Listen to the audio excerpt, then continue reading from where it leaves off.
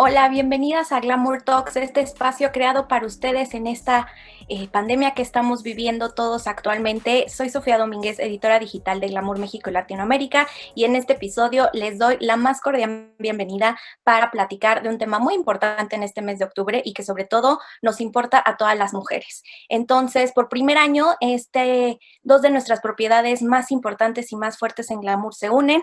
Vive con Glamour, que como saben todo mes rosa lo hacemos, se une y abre conversación en este espacio de Glamour Talks para crear un vínculo con ustedes claro, directo y sin tabúes sobre el cáncer de mama.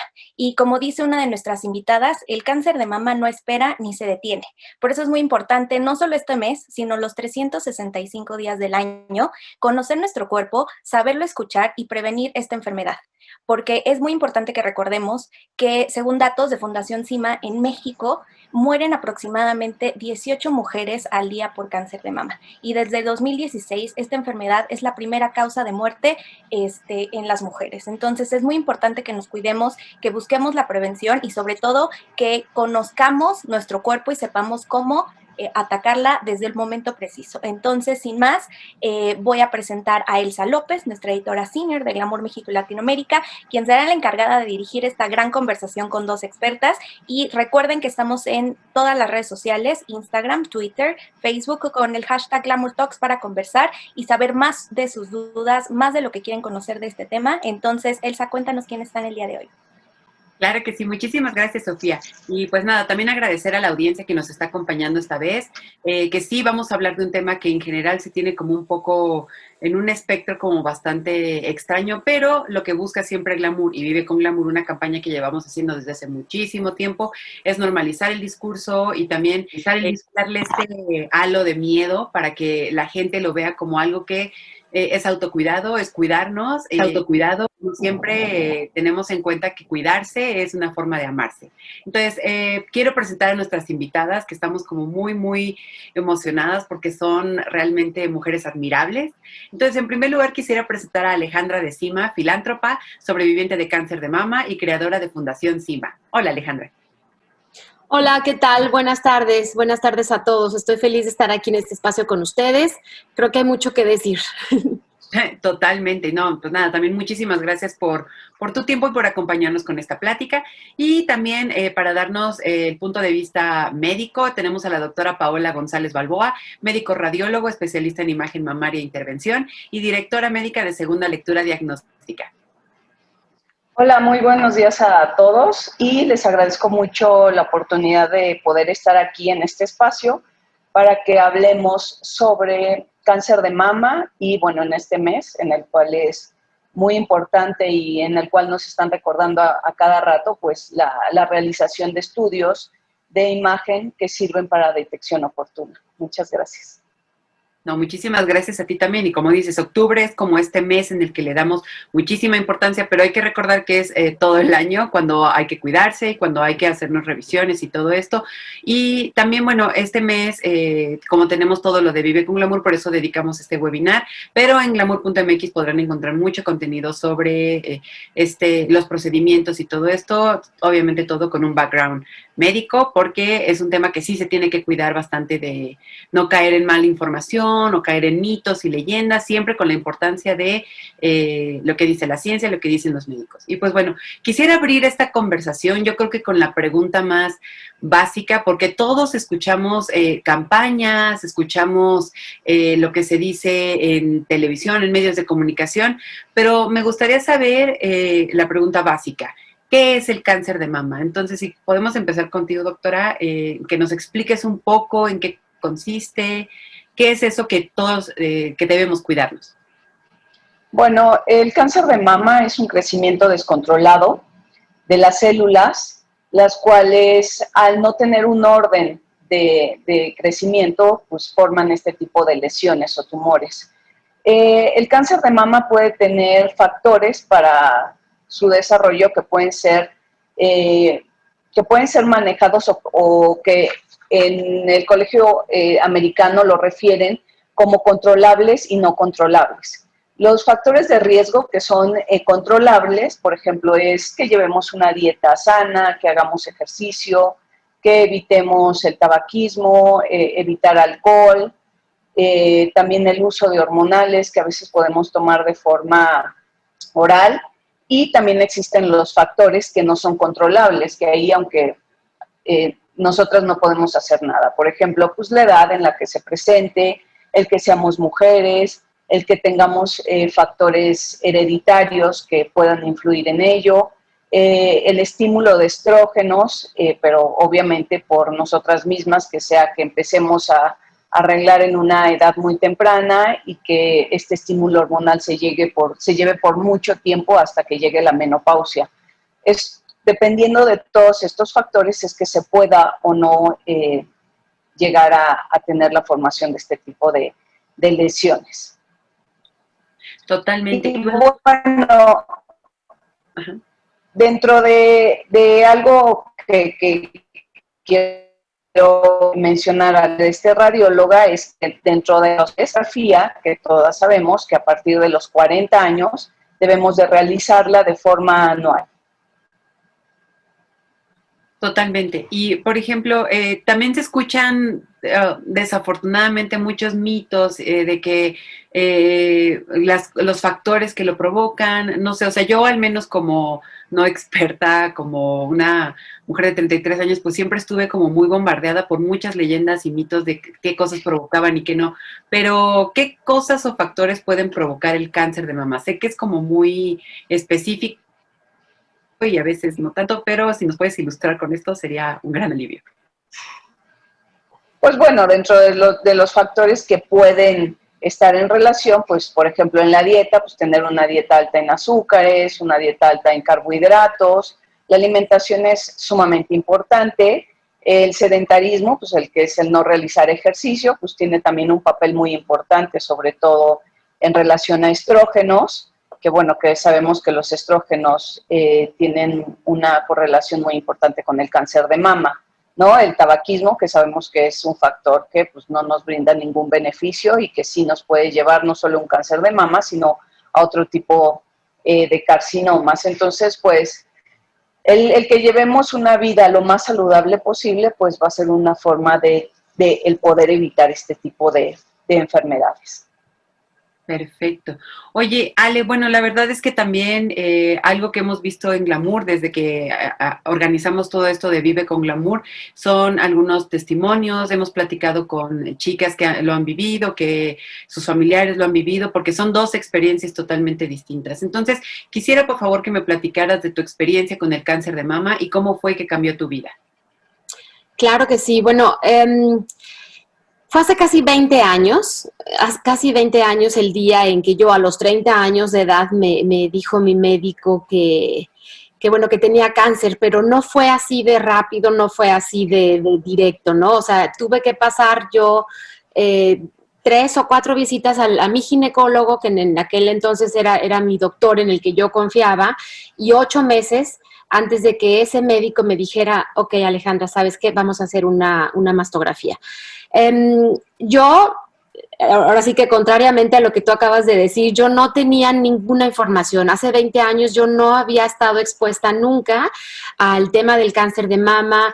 Yo creo que tampoco conocía cuáles eran los factores, tampoco sabía que simplemente por ser mujer me podía dar, ¿no? Complementando la información de la doctora Paola, yo, por ejemplo, a los 30 años no cumplía con absolutamente ninguno de los riesgos que se mencionan y que nosotros también en Fundación CIMA promovemos como para tener cuidado, ¿no? Pero yo no cumplía con absolutamente ninguno.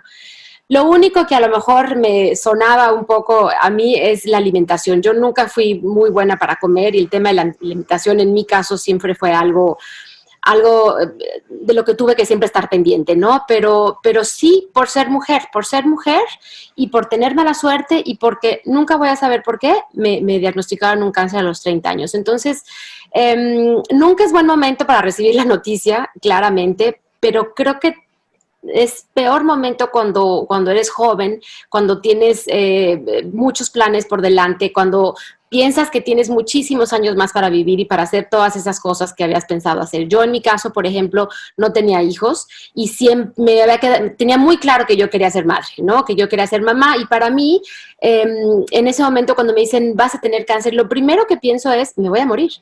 me voy a morir y ya no tuve tiempo de hacer muchísimas cosas que a lo mejor en mi cabeza tenía pensado hacer, ¿no? Entonces, esta noción, o sea, esta equiparidad que siempre tenemos de decir cáncer y inmediatamente pensar en muerte, es lo que también queremos nosotros desmitificar, ¿no? Porque el cáncer de mama, si digo cualquier cosa, Paola, por favor, adelante interrumpiendo, pero el cáncer de mama es curable si se detecta a tiempo. ¿No? Hay muchas posibilidades de verdad de volver a tu vida, simplemente de haber pasado un proceso de cáncer de mama y volver a una vida completa, 100% normal, como ahora es mi caso, cuando encuentras el cáncer en etapa temprana. Después de estos 8 meses en los que yo finalmente me hice una mastografía y se rectificó que yo sí tenía cáncer de mama, aún así estuve muy a tiempo. Entonces, con ello, los tratamientos que se me asignaron fueron pues mucho más leves de lo que hubieran podido ser si el cáncer se hubiera encontrado en etapa más avanzada o más grande o ya no tan localizado como así fue, ¿no? Entonces, me evité la quimio porque mi cáncer fue de 1 centímetro, perfectamente localizado, lo extrajeron y sí me dieron hormonoterapia, o sea, durante varios años estuve tomando tamoxifeno, que es un medicamento hormonal para inhibir el movimiento de hormonas, y con ello, pues te estoy platicando ahorita después de casi ya 20 años de haberlo pasado, te estoy platicando esta historia, que sí tuvo un final feliz, tuve a mis hijos y ahora vivo una vida perfectamente normal. Sigo con mis chequeos anuales, por supuesto, esos nunca, como cualquier otra mujer que estamos por aquí, tendrían que ser, como dijo Paola, una vez al año voy a mi mastografía. Paola es mi radióloga. Y me da mucho susto y mucho gusto hablar con ella cada año porque siempre le digo, híjole, no te quería ver, no te quería ver. Y eso también es un tema que podríamos tratar aquí, el miedo, ¿no? El miedo que nos da a todas las mujeres ir y decir, me van a hacer la mastografía. En este caso yo creo que hay 2 formas de tener miedo, ¿no? Una, la que no entiendo para nada, que es las mujeres que dicen, es que duele mucho, es que me van a aplastar. Esa no la entiendo y creo que la podemos discutir, pero no hay... Soy muy intransigente cuando alguien dice, es que me duele, es que me apachurran, es que, híjole, me da hasta coraje, ¿no? Porque los beneficios son tan grandes, tan evidentes, que cuando la gente hace esta comparación, sí me da coraje, sobre todo como sobreviviente y como mujer y como una persona que tiene una fundación y ve pacientes todos los días, ¿no? Y el otro miedo es el miedo a que te pase algo, que ese es natural y lo veo normal, pero cuando ya llega a ser un miedo que te paraliza, ese ya no está bien, ¿no? O sea, yo sí me despierto con miedo. Esta semana fue mi mastografía anual y sí me despierto pensando, ojalá hoy vuelva a mi casa en la noche, me meta a mi cama con la sensación de decir, estoy bien, ¿no? Ojalá no sea el día en el que recibo una noticia fea, pero no por eso dejo de ir, no por eso dejo de hacerlo, no por eso. Entonces, creo que muchas mujeres se pueden relacionar con esto que estoy diciendo, pero ojalá y escuchando estas palabras, pues sí sobrepasen ese momento de miedo y de incertidumbre, de decir, híjole, es que ojos que no ven, corazón que no siente, o si no lo veo, no es cierto que pasa. No, en este caso yo creo que sí ir, sí actuar, sí ser proactiva como persona, como mujer, como sociedad, es una gran ventaja y nos puede traer muchos beneficios. Tienes toda la razón. Además, o sea, una idea con la que atinaste súper bien es como se relaciona cáncer inmediatamente con miedo. O sea, te dicen cáncer de mama y te disparan las ideas a realmente escenarios terribles, pero también siento que apenas esto de la cultura de la prevención es como muy actual, porque si bien sí nos dieron algunas cosas en la escuela sobre cáncer de mama y cuidado, eso nunca quitaron ese halo de miedo. O sea, nunca un profesor como que lo tranquilizó. Y como mujer joven, obviamente siempre relacionas ese tema con algo súper, pues sí, como dices, o sea, te tengo que confesar que hasta tengo las manos frías, porque obviamente me acuerdo de eso, o te explican como todos los procedimientos de una manera como muy, pues no sé cómo decir, no sé si violenta o fría, pero es justamente por lo que estamos aquí, que con este tipo de pláticas, normalizarlo, la cultura de la prevención, porque como dices, detectarlo a tiempo puede ser clave para que todos estos procedimientos no sean como tan escabrosos, por así decirlo, Y sí, por supuesto, más adelante hablaremos un poco como de miedos y de todas estas como primeras impresiones que podemos tener, pero para seguir un poquito el orden, me gustaría hablar justo esto de prevención, doctora, hablar como de las mastografías, la autoexploración, son temas como bastante platicados, comentados, pero al mismo tiempo hay muchas mujeres que todavía sienten mucha confusión porque hay veces en que cuando se hacen la autoexploración lo que encuentran son, por ejemplo, bueno, tú ya me dirás, no soy experta, pero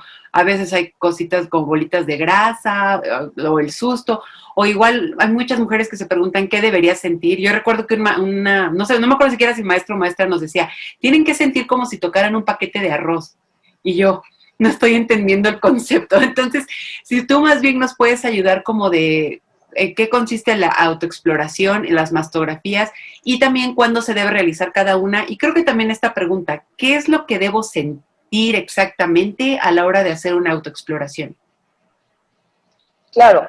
Bueno, la autoexploración se debe de realizar pues de forma mensual y más si tenemos ciclos regulares, que por ejemplo las mujeres se pongan, me voy a revisar el día 25 de cada mes, que es que corresponde a una semana después de que termine el ciclo menstrual. Y bueno, a mí la forma más fácil de revisarme es cuando me estoy bañando, obviamente levantar los brazos y empezar a revisarme desde región axilar, ¿no? Porque el axila es una parte muy importante en la patología mamaria. Hay veces que podemos encontrar ganglios que tengan cambios morfológicos y que estén hablando de una lesión que está a nivel del tejido mamario. Entonces, bañándome, obviamente, con el agua es mucho más fácil de palpar, ya que mis dedos pueden correr mucho más fácil sobre la piel. Y después de revisarme la axila, sigo con todo lo que es el tejido mamario, ¿no? Lo que yo hago es empezar a hacer movimientos de arriba hacia abajo, o sea, desde región de donde está la clavícula, ahí se palpan el hueso y desde ahí deben de empezar a realizar la palpación hasta el pliegue inframamario, que es exactamente en donde a veces podemos sentir la varilla cuando nos ponemos el brasier. Obviamente hacerlo desde la cara lateral, lo más externo, hacia la región paraesternal, que es el huesito que tenemos aquí en el centro del tórax, ¿no? Y eso hacerlo de forma continua, y obviamente no es fácil cuando empezamos a hacerlo porque la mama tiene una textura que puede ser, como bien dices, como si se tocara un saco que está lleno de caniquitas adentro, obviamente dependiendo del tejido mamario que tengamos. Entonces, por eso sí se sugiere que se realice de forma continua para que nosotras empecemos a saber qué tipo de tejido tenemos. Obviamente no es fácil, que sepan que las lesiones que llegamos a palpar son lesiones que son de más de 1 centímetro y bueno, ese no es el fin, ¿no?, de la detección oportuna. Ya cuando sentimos algo, pues es algo que probablemente ya tenga una dimensión de 1 centímetro o que llegue a ser mayor, ¿no? Por eso la importancia de los estudios de imagen, que son estudios de detección oportuna. Como bien decía Ale, pues a partir de los 40 años, todas las mujeres, tengamos o no síntomas, nos tenemos que realizar este estudio. Se sugiere que, al igual que la exploración mamaria, tenga que ser posterior al ciclo menstrual, ya que si vamos una semana antes de que nos vaya a bajar, obviamente va a ser un estudio que va a ser muy doloroso. ¿Por qué? Porque la mama va a estar muy congestiva, ya que cuando nos va a bajar lo que sucede es que absorbemos mayor cantidad de líquido, estamos más inflamadas y la mama va a ser mucho más sensible. Aparte de que para ustedes va a ser muy molesta la compresión, para nosotros como radiólogos, el tener una mama con muchos cambios inflamatorios, con mucha retención de líquido, lo que hace es que veamos una mama que es muy densa, o sea, que es muy blanca y que probablemente no nos permita ver lo suficiente que podríamos ver en una mama que esté descongestiva, en una mama que ya no tenga ese cambio hormonal previo al ciclo. Entonces, todos los años, mastografía, si se la pueden realizar en centros que tengan un lugar específico, ¿no? Que digan, contamos con imagen mamaria y se cuenta con radiólogos que estén certificados, porque para que una mamografía sea interpretada debe de ser revisada por un médico radiólogo, que al igual que todas las especialidades que tienen los médicos, como pediatras, ginecólogos, nosotros somos médicos, estudiamos radiología con una especialidad de 4 años y posteriormente hacemos una subespecialidad de 1 año en imagen mamaria, en el cual únicamente nos dedicamos a interpretar estudios de mastografía, ultrasonido, resonancia magnética de mama, y también se nos capacita para realizar biopsias guiadas por estos métodos de estudio. Las biopsias en la actualidad son muy importantes, el que se realicen de forma percutánea, ya que son biopsias que son dirigidas por métodos de imagen, ya sea que si se vio un hallazgo por mamografía, el cual es sospechoso, lo primero que se debe de hacer, si es clasificado con una clasificación que nosotros como radiólogos damos, que se llama BIRATS, que para que esta clasificación surgiera, obviamente se juntaron grupos de radiólogos, de patólogos, de oncólogos, y se hizo una nomenclatura para que todos entendiéramos perfectamente cómo es clasificada este estudio de mastografía, de ultrasonido o de resonancia. Cuando nosotros damos una clasificación que se llama BIRATS, a partir del número 4 ya son hallazgos que nosotros estamos viendo por imagen y que requieren de la toma de una biopsia. Esto no significa que estemos diciendo que va a ser cáncer lo que estamos viendo. Cuando nosotros damos estas clasificaciones, lo que quiere decir es que vemos lesiones que no cumplen al 100% los hallazgos de benignidad y que deben de ser biopsiadas. Antes, hace muchos años, metían a las pacientes a quirófano para quitar ese tipo de lesiones. En la actualidad, hoy en día, esas lesiones primero deben de ser biopsiadas de forma percutánea. Esto significa que a través de una incisión muy pequeñita, de menos de 0.5 centímetro, obviamente previa infiltración con anestesia, no crean que se hacen así nada más de meter la aguja sin anestesiar a la paciente, se introduce una aguja que se llama Trucut y lo que hace es que, guiado por ultrasonido, por ejemplo, vemos la lesión en tiempo real y nosotros empezamos a tomar muestras de esa lesión. Y si es por mastografía, lo hacemos guiados por un sistema que se llama estereotaxia, que es una aguja un poco más gruesa, pero lo que hace es que entra guiado por ambos métodos de estudio y la aguja empieza a tomar muestras de esas lesiones.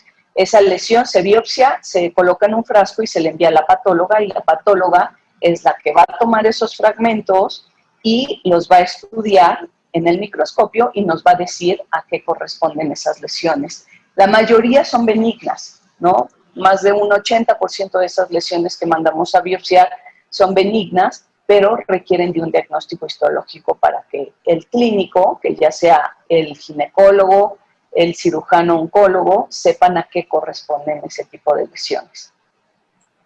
Totalmente, ¿no? Muchas gracias también por esta explicación. Como mencionábamos también, pueden ser como términos y conceptos como muy difíciles, pero también recordarle a nuestra audiencia que no acudamos a buscadores de internet para buscar como estos conceptos o todo esto, porque en general, si algo nos ha enseñado la vida es que internet también puede tener como cosas no solamente erróneas, sino que también pueden inyectar muchísimo miedo, algo que comentábamos justo con Ale. Lo mejor siempre es ir con los expertos, que ellos nos digan los siguientes pasos y también seguir siempre sus indicaciones, porque nunca falta que busques que tienes un dolor de cabeza y de repente ya Google te dice que un montón de cosas que no queremos saber y que seguramente el 90% de las veces no son ciertas.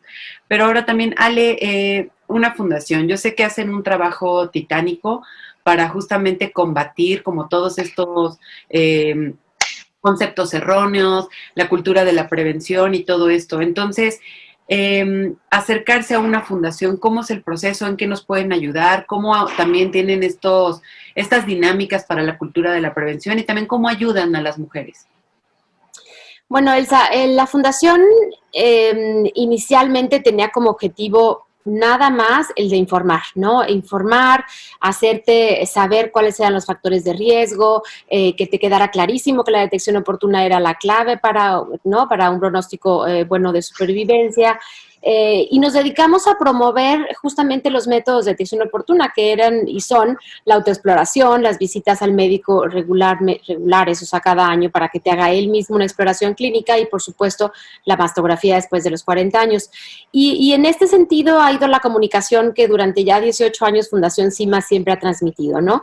Pero en el camino de estos años, pues obviamente estamos muy de cerca con muchísimas pacientes que vemos sus necesidades, ¿no? Del día a día cuando están atravesando por un cáncer de mama. Entonces la fundación creció al grado de tener ya nuestros programas base, ¿no? De apoyo ya directamente asistencial a las mujeres. Por ejemplo, apoyo emocional. Apoyo emocional es un tema que consideramos muy, muy importante porque los estragos del cáncer no nada más son físicamente, o sea, van mucho más allá de que te hayan operado y te hayan quitado una mama. Y después viene todo lo demás, ¿no? O sea, el cómo quedas tú tirada por el suelo, tu autoestima, tu seguridad, tus miedos, y todos son temas que tienes que ver, tienes que tratarlos, y de preferencia por gente capaz, ¿no? Y profesional. Entonces, en Fundación CIMA tenemos los psicólogos capaces de contenerte, ¿no? De una manera positiva y de no soltarte hasta que estés lista para volver a integrarte, ¿no? En ese círculo en donde tú te movías. Entonces, al apoyo emocional le ponemos muchísimo interés y tenemos muchas sesiones semanalmente, no nada más para las pacientes, sino también para los familiares y los cuidadores de los pacientes. Entonces, ese es uno de los programas base. Por otra parte, identificamos también la necesidad de tener transporte. Muchísimas mujeres, por ejemplo, Elsa, no llegan a sus estudios de diagnóstico simplemente porque no tuvieron cómo llegar, ¿no? Porque se les dificultó la parte del transporte, ¿no? En la Ciudad de México estamos hablando, existe el transporte, pero bueno, son 2 horas y media que les pueden tomar para llegar ahí, después para regresar. Estas mujeres tienen familias, no las pueden dejar. El tema económico también es un tema que a veces no les permite llegar a sus citas. Y por otra parte, aquellas mujeres que ya están en tratamiento y de repente también no tienen cómo llegar a sus citas para recibir el tratamiento. Entonces, Fundación CIMA, al haber identificado esto, logramos tener donaciones por unos autos, unos más grandes que otros, y los tenemos colocados en donde hemos encontrado pues la voluntad política también por parte de los servicios públicos para que en conjunto logremos dar este servicio a las mujeres. En el tema de la información, la panfletería, todo el contenido que hemos desarrollado en cuanto a todos los diversos temas que tienen que ver con el cáncer, ¿no? O sea, la familia, cómo hablarle a los hijos sobre este tema, por supuesto qué es Fundación CIMA, cómo te podemos ayudar. Las páginas de internet, tenemos hoy 3 plataformas en internet, una de ellas se llama Tanto por Hacer y es dedicada solamente y exclusivamente para las mujeres con cáncer de mama metastásico, porque sentimos que estas mujeres tienen necesidades a veces diferentes a las que tienen un cáncer de mama primario, y entonces queremos también ser como muy específicas y atender a esta comunidad de mujeres también. Y en la página de Fundación CIMA y de Comesama es una coalición que reúne a 31 organizaciones en la misma lucha que Fundación CIMA. La creamos hace 10 años y hoy somos 31 organizaciones, y en esta única plataforma, te ofrecemos toda la información que tiene que ver con los servicios que cada una de estas 31 organizaciones puede dar. Entonces, y otro tema muy importante que Fundación CIMA también ha hecho es una red de convenios médicos. Una red de convenios médicos con personas, con médicos especializados, pero serios, ¿no? Con las credenciales que se necesitan, y con ellos hemos hecho acuerdos para poder dar sus servicios a precios mucho más accesibles de lo que normalmente cobraría, ¿no? Paola, por ejemplo, en segunda lectura, además de ser ella parte de nuestro comité médico a quien le consultamos y le damos lata muy seguido, siempre con dudas, con consultas y preguntas, ella también tiene su espacio en donde hace los servicios también de mastografía. Y simplemente saberte remitir y saberte guiar, Elsa, ¿no? Como Fundación CIMA, a ti, mujer diagnosticada, ¿qué es lo que puedes hacer? O sea, ¿a dónde te puedes dirigir? Ahora, un tema también que nos ha tomado algo de tiempo es el tema de las políticas públicas, porque sí, no nada más podemos atender a una paciente por aquí, a otra por allá, sino que tenemos que realmente mover, ¿no? Mover el sistema desde abajo para que sea un sistema que funcione. El sistema de salud no está funcionando. Para todas esas mujeres con seguridad social están desamparadas realmente, tanto en el tema de los medicamentos como en el tema ahora de la pandemia, que han tenido que retrasar muchas veces sus tratamientos. Entonces, el tema de la política pública es algo que ahora Fundación CIMA lo tiene como una actividad de todos los días prácticamente, porque desgraciadamente hay muchísimo por hacer y hay muchísima desatención a los pacientes con cáncer. ¿Verdad, Paola? Sí, exactamente. Desgraciadamente en estos últimos años ya no contamos con los servicios que antes se tenía de los camiones para el diagnóstico del cáncer de mama, todo lo que se hacía en poblaciones que eran lejanas, para el tamizaje y la detección oportuna. Y también, como bien refieres, pues la falta del tratamiento a las pacientes que ya habían sido diagnosticadas, ¿no? Sobre todo en el sector salud ha sido impresionante lo que está pasando en estos años, cosa que no se veía en años previos. Totalmente, no, y aparte todos estos como detalles, o sea, esto que mencionas, sale lo del transporte y eso como que nunca lo había pensado detenidamente, o sea, sí hace falta como toda esta ayuda y creo que también otra palabra clave que dices es este desamparo, ya sabes, como también sentirte sola en ese momento. Creo que una fundación que pueda como dar esa luz es algo súper, súper importante. Y justo también quisiera usar como estos dos conceptos como puente para la siguiente pregunta, que me gustaría saber los dos puntos que sé que son, o sea, pueden estar vinculados, pero son distintos, ya que uno es experto médico y el otro ya a un nivel personal. Y recordemos que estamos hablando de este tema sin filtros, lo estamos diciendo desde la vivencia y lo estamos diciendo desde la ciencia, pero ¿qué es lo que una paciente en tratamiento de cáncer de mama debe saber y esperar de este proceso? Entonces, Ale, me gustaría saber en tu caso, las cosas que personalmente o mentalmente pueden pasarte cuando te diagnostican y qué cosas debes saber, cuáles son las características que debes como tomar en cuenta en ese proceso. Y Paola, tú como doctora, esta pregunta se traduciría como ¿qué te gustaría que todas tus pacientes supieran sobre este tema? Ok. Pues no sé, Ale, si quieras empezar tú. Sí, yo ahora sí que mi punto de vista personal, ¿no? Como una persona que sí lo sufrió, para mí fue muy, muy importante el mantenerme activa. Yo sí, no sé, fue para mí una forma de decir, lo voy a vencer, lo voy a vencer, lo voy a vencer. Todas las mañanas una rutina de decir, a mí no me va a llegar ese cansancio, ¿no? Que todo el mundo dice que me va a pasar, a mí no me va a llegar, que a mí se me va a quemar la piel por la radiación, a mí no me va a pasar. Era como una convicción o unas ganas, a lo mejor unas ganas como muy, muy fuertes, ¿no? De que no pasara. Y era como mi forma de despertarme y luchar ese día, ¿no? Mi vida era de día a día. Pero sí es algo que a mí me ayudó muchísimo y también mantener la mente positiva, ¿no? O sea, mantener mi cabeza siempre como enfocada en eso que yo quería que pasara y era que pudiera ser yo mamá, ¿no? Entonces, eso me ayudó muchísimo, muchísimo a mí. Yo desgraciadamente en ese momento no tenía ningún grupo de apoyo emocional al que pudiera recurrir. Yo no conocía absolutamente a nadie que hubiera tenido cáncer. Entonces, en ese sentido, pues me apoyé en la gente que sí estaba conmigo, no simplemente como en sentir que ahí estaban. Y algo que sí no me ayudó fue el haber investigado en Internet. Justamente, el haberme puesto a buscar, por ejemplo, cuáles son los efectos secundarios de la radioterapia. Entonces, me asusté muchísimo simplemente de haber visto todo lo que sí podía pasar. ¿Y qué crees? No me pasó casi nada de lo que se decía. Entonces, a mí en ese momento sí no me ayudó para nada. Y eso fue lo que a mí, por otra parte, lo que ya te comenté, lo que me salvó, ¿no? Lo que me salvó de vivir un proceso no tan terrible o no como me lo había yo imaginado. Perfecto. Y para ti, Paola, ¿qué es lo que te gustaría que supieran todas las?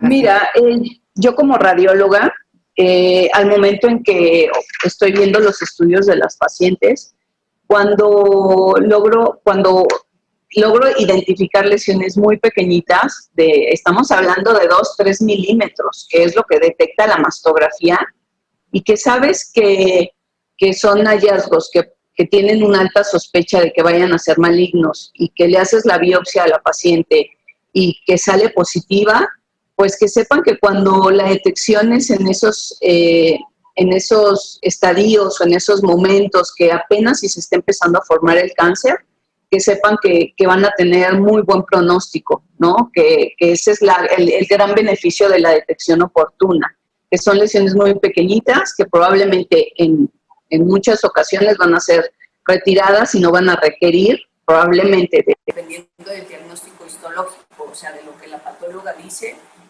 algún tipo de tratamiento.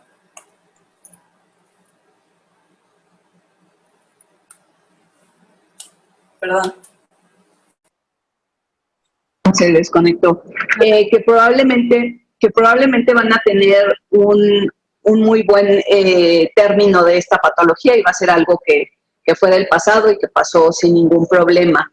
Y cuando me toca diagnosticar a pacientes que tienen nódulos que son más de 1 centímetro, ¿no? Que llegan a tener hasta probablemente un involucro a nivel ganglionar, que puedan hablar de enfermedad a distancia, pues que hoy en día la verdad es que ha avanzado tanto la medicina. Yo no soy la especialista, no soy oncóloga, soy radióloga, ¿no? Y que hace diagnóstico, pero que he visto cómo se ha ido modificando, ¿no? En los últimos años todo el tratamiento del cáncer de mama, que como bien dice Ale, no es una enfermedad que tiene que tener un desenlace negativo, no, al contrario, ya con los tratamientos que existen hoy en día, muchas pacientes se recuperan de una forma impresionante y obviamente que van a ser pacientes totalmente sanas en un tiempo determinado, ¿no? Siempre y cuando sigan el tratamiento de un médico especialista que les diga, a ver, obviamente si vas a recibir una cirugía y probablemente una quimioterapia después, que sigan al pie de la letra lo que les dice su médico tratante y que no se desvíen a otro tipo de tratamientos que probablemente no les vayan a dar ningún otro beneficio. Totalmente, y sí, un recordatorio otra vez a nuestra audiencia, siempre ir con los expertos. Creo que eso es fundamental en este aspecto. Tenemos muchas preguntas del público, entonces antes de dirigirnos a ellas, la verdad es que también me gustaría tocar un tema súper importante que es el de cuando eres familiar o amistad. Yo creo que también este miedo que hemos vinculado muchísimo con la palabra cáncer y cáncer de mama es que comúnmente no sabemos cómo dar ese apoyo, si estamos diciendo como algo muy, pues no sé, como ridículo a veces. O sea, cualquier cosa que digas tú como persona externa o como alguien que trata de dar apoyo, parece que no hay palabras suficientes como o palabras correctas para decirlo. Entonces, Ale, cuando eres familiar, amistad, ¿qué crees que podríamos decir que sean cosas empáticas y que sean un apoyo positivo, pero también que ayuden a estas personas que sienten ese miedo del que comentabas antes? Es decir, como decía, sabemos mujeres que podríamos sentir miedo o esto del dolor que puede ser una prueba así. ¿Cómo podemos apoyar a alguien y decirle, no te preocupes, es por tu bien? ¿Qué cosas inteligentes hay por decir? Ay, no, qué difícil, porque la verdad es que a mí me dijeron tantas cosas tan feas que yo decía, ¿será que la quiso decir así de fea? ¿O será que su intención era buena pero le salió malísimo? O sea, ay, es bien difícil. Yo, Elsa, nunca he estado, gracias a Dios, en la posición de una amiga, ¿no? Que lo tenga o de una hija, nada, ¿no? Pero sí... Ay, no sé, muy difícil porque la gente realmente creo que te quiere ayudar, ¿no? Pero no, a veces no dice lo correcto. Yo he oído de muchísimas pacientes que nos acompañan en la fundación que dicen que lo que más les choca escuchar es cuando les dicen, échale ganas, ¿no? Échale ganas, pues de que le estoy echando ganas, ¿no? O sea, ¿de qué se trata? No es carrera, no es maratón, no es, pero sí he oído que a todas les choca cuando les dicen algo así, ¿no? Pero creo que también es muy sabio y muy sensato, a lo mejor hasta en silencio acompañar, ¿no? Cuando realmente no sabes qué decir, cuando se te atoran las palabras, cuando no sabes cómo actuar, acompañar, ¿no? Siempre hay detalles. Yo sí agradecí muchísimo esos pequeños detalles hasta de gente que no conocía, ¿no? Que me mandaban una cosita, que me mandaban un mensaje sin un papelito, que me lo mandaban, hacían llegar a un restaurante o lo que fuera, ¿no? Y yo decía, ay, wow, ¿cómo me ayuda esto? Yo creo que lo que yo quisiera decir en este momento es que la gente se atreva a tener ese detalle. Si no sabes qué decir o tienes miedo de decir lo que no va, ¿no? Ten un gesto como de escribir un mensaje, como de mandar algún pensamiento, algo, ¿no? Pero sí, yo creo que el reaccionar alejándote está bastante feo, ¿no? Y también hay mucha gente que reacciona así. Esa es mi experiencia. Sí, no, y aparte, o sea, como te mencionaba, es algo que como que impone muchísimo, entonces, o una de dos, o dices algo que suena como mal o te alejas, pero justamente también tomando en cuenta esto, en Glamour hemos hecho algunos artículos sobre acompañar, sobre cómo controlar, y son temas que van muy vinculados, o sea, es como cuando alguien siente ansiedad y le dices, no, ya no te preocupes, pues obviamente no es algo que funcione, porque a la persona le encantaría que por arte de magia ya no se preocupe, pero como dices, acompañar, aunque sea en silencio, incluso con que digas cómo estás, creo que con eso ayudas mucho a la otra persona que se desahogue. O sea, no subestimemos el poder que puede ser el silencio, pero el silencio acompañado. Y como dices, cuando quitamos este halo negativo de cáncer, alejarnos, tal vez es por miedo, tal vez no es por mala onda, es un tema que impone, sí, pero podemos estar ahí. O sea, creo que quitándole ese halo negativo y justamente con ayuda de la información que nos ha dado Paola, con tu experiencia, Ale, creo que podemos ver que es una dinámica en la cual todos podemos apoyarnos de diversas maneras. Y, o incluso simplemente creo que lógica nada más como preguntar qué necesitas que haga que te ayude. O sea, creo que con ese tipo de preguntas podemos hacer mucho y que son bastante sencillas. Y pues nada, como les mencionaba, tenemos muchas preguntas del público, entonces para eso nos va a ayudar ahorita Sofía, que hay como preguntas igual que tienen que ver con qué sientes, cómo funciona esto, detección y todo esto. ¿No es así, Sofía? Exactamente, ahorita estuvimos justo en el hashtag Glamour Talks en Twitter, Facebook, Instagram. Desde ayer estuvimos recibiendo muchas preguntas que creo que la mayoría fueron resueltas durante la conversación, pero hay unas que creo que es importante destacar porque creo que fueron las más constantes. En este caso, creo que Pao, en la primera nos puedes ayudar mucho. Bueno, las dos, porque realmente creo, como dice Elsa, el conocimiento que tiene Ale ha hecho que esta fundación cobre fuerza, que cada año sea más fuerte y más visible, y nos encanta que puedas acompañar a mujeres en la lucha y que nos ayudes a nosotras que estamos apenas educándonos en esta conversación que cada vez es más importante tener y que tenemos que normalizarla, como dice Elsa, el miedo nos detiene y todas estamos de acuerdo en eso. Entonces, creo que una duda que fue constante es el tamaño de los senos en temas de cáncer de mama. Una de las preguntas más constantes fue ¿cuál es la probabilidad de tenerlo en una mujer con senos pequeños? Entonces, Pau, Ale, ¿hay alguna, pues sí, como alguna referencia en el tamaño de los senos o riesgo para tener cáncer de mama o padecerlo? No, en realidad el tamaño de la glándula mamaria no tiene que ver, no tiene ninguna relación con el cáncer de mama. Lo que importa es ver la densidad mamaria. La densidad mamaria corresponde a la cantidad de tejido glandular que tenemos, obviamente esto visto por mamografía y que también los clínicos, o sea que el gineco, el cirujano oncólogo puede palpar, y dependiendo de la densidad mamaria, que eso siempre es reportado en la mastografía, sabemos si existe no mayor probabilidad de que le dé cáncer de mama, pero sí aumenta el riesgo más que una paciente que no tenga una mama densa. Esto significa que tenga una mama grasa. Y todos estos factores tienen que ver con muchas cosas, ¿no? La densidad mamaria puede darse desde que la paciente por genética en su familia tenga la mamá, la abuela, con una densidad mamaria que siempre haya sido muy alta, o puede tener factores que tengan que ver con esa densidad mamaria, como el uso de hormonales, ¿no? El aumento en la cantidad de estrógenos, la alimentación también tiene mucho que ver. Y todos estos factores, cuando nosotros vemos una mastografía, vamos a hablar de que si una mama es muy blanca, muy densa, o si es una mama que tiende a ser grasa. Podemos ver mamas muy pequeñitas, pero que están totalmente ocupadas por un tejido glandular extremadamente denso. Y podemos ver mamas que son muy grandes y que corresponden a pura grasa.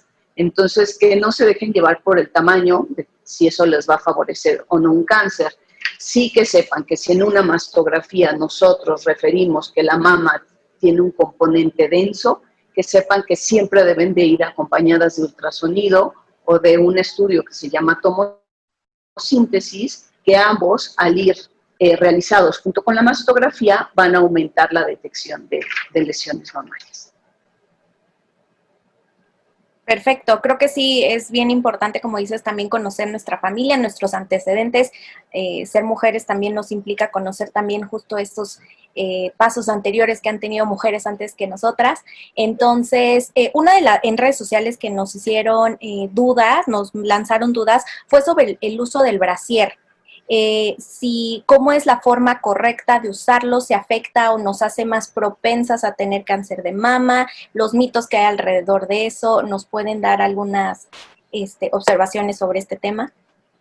Pues en realidad son puros mitos, como bien lo refieres.